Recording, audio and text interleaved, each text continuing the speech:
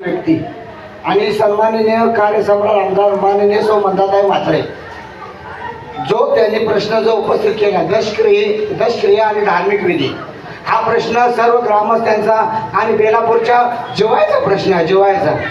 आणि एक मला सांगणं आहे, ज्यावेळी आपल्या घरातील आईला आपण ज्यावेळी सांगतो, मुलगा सांगतो की आई मला ही अडचण आहे, त्यावेळी जी आई मोठ्या मनाने ते संपूर्ण त्याची जबाबदारी घेऊन ते पूर्ण करते, ते आई म्हणजे मंदाताई म्हात्रे.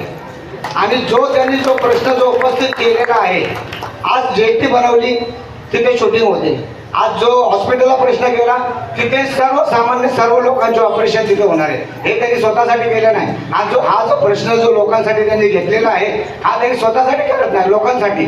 जे दशक्रिया विधीसाठी ज्या अडचणी तयार होतात हे कुणासाठी होतात? सर्व ग्रामस्थांसाठी. आज बेलापूरमधले सर्व ग्रामस्थ तिथे येतात आणि जे अडचण व्हायला लागली तर आपण आपले लोक जाणार कुठे?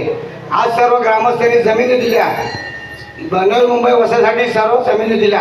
आज तोच ग्रामस्थ या धार्मिक विधीपासून वंचित आहे.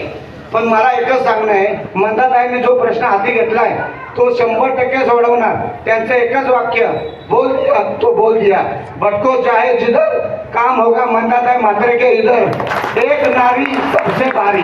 जय मंदाताई.